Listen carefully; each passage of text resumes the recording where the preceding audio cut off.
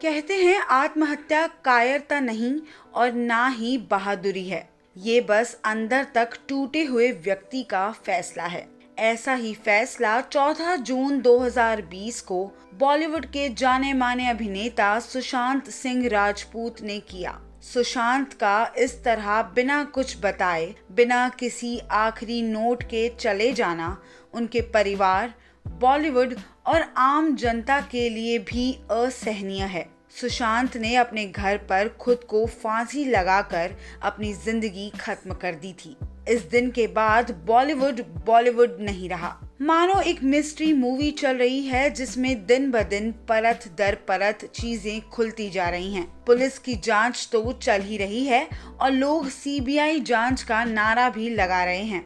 Bollywood celebrities का भी statement लिया गया है, जिसमें महेश भट्ट, संजय लीला भंसाली, आदित्य चोपड़ा और करण जौहर भी शामिल हैं।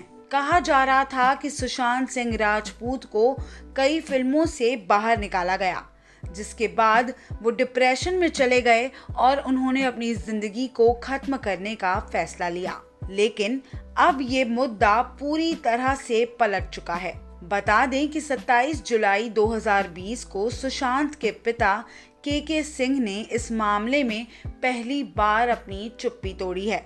उन्होंने रिया चक्रवर्ती, जो कि सुशांत की गर्लफ्रेंड है, उनके खिलाफ एक एफआईआर दर्ज करवाई है। सुशांत के पिता के सिंह ने पटना में बिहार में एफआईआर दर्ज करवाई है। कहा जा रहा है कि ये एफआईआर 6 पेज लंबी है। पटना के सेंट्रल जोन के इंस्पेक्टर जनरल संजय सिंह ने इस बारे में खुलासा किया है और बताया है कि के सिंह ने रिया चक्रवर्ती के खिलाफ 16 सीरियस एलिगेशंस लगाए हैं। रिया के खिलाफ आईपीसी की विभिन्न धाराओं के तहत मामला दर्ज किया गया है। इसमें 341 गलत संयम के लिए सजा, 342 गलत कारावास की सजा, 380 घर में चोरी, 406 विश्वासघात के आपराधिक दंड के लिए सजा, 420 धोखाधड़ी और बेईमानी से संपत्ति लेने और 306 आत्महत्या की धमकी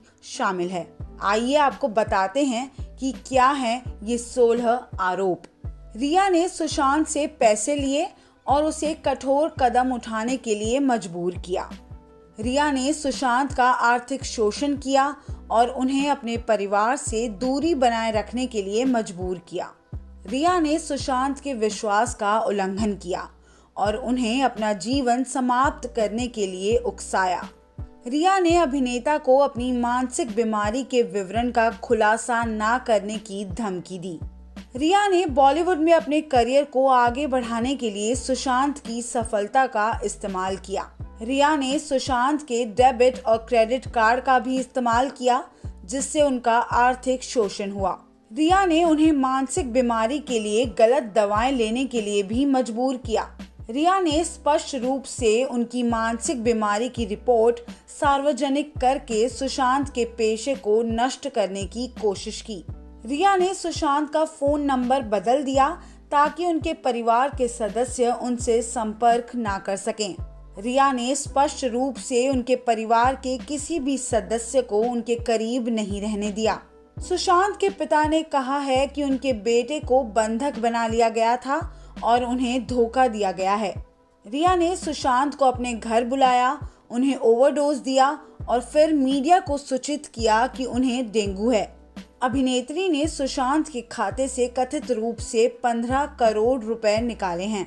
रिया ने अपनी कई चीजों को सुशांत के फ्लैट पर छोड़ा, जबकि वो जानती थी कि सुशांत के अकाउंट में फिलहाल पैसों की कमी थी। के सिंह ने आगे बताया कि सुशांत ने उन्हें फोन पर सूचित किया कि कैसे रिया और उनका परिवार उन्हें नहीं छोड़ेंगे और उन्हें पागल बना देंगे। सुशांत डर गए थे कि उन्हें असाइलम भेज दिया जाएगा। इंडिया टुडे की एक अन्य रिपोर्ट के अनुसार सुशांत के पिता ने एफआईआर के साथ कुछ सवालों का भी उल्लेख किया है। उन्होंने रिया को मुंबई से केरल शिफ्ट करने के लिए सुशांत को रोकने का कारण पूछा है, जब वो फिल्मों में काम नहीं करना चाहते थे।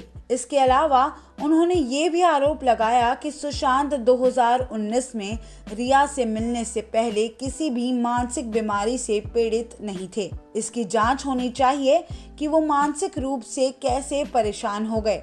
इसके अलावा के सिंह ने इस बारे में भी पूछा है कि सुशांत के इलाज के लिए परिवार के सदस्यों से कोई सहमति क्यों नहीं ली गई।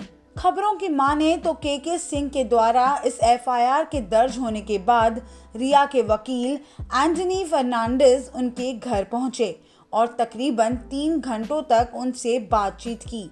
सुनने में आया है कि रिया की तरफ से एंटीसिपेटरी बेल की मांग की जाएगी। सच झूठ से लिपटा हुआ जरूर है, पर वो स्वतंत्र है और एक ना एक दिन ये अंधा कानून इसे ढूंढ ही निकालेगा। बॉलीवुड की छोटी और बड़ी खबरों के लिए देखते रहिए हिंदी रश।